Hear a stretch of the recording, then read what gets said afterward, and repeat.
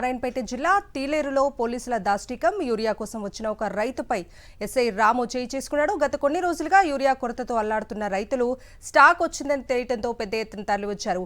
ఈ క్రమంలో అక్కడ భారీగా పోటెత్తిన రైతులను నచ్చజెప్పి అదుపు చేయకుండా వారిపై చేయి చేసుకున్నారు. ఒక రైతు చెంపపై కొట్టాడు ఎస్ఐ రాము. దీంతో ఎస్ఐ తీరుపై రైతులు ఆగ్రహం వ్యక్తం చేస్తున్నారు.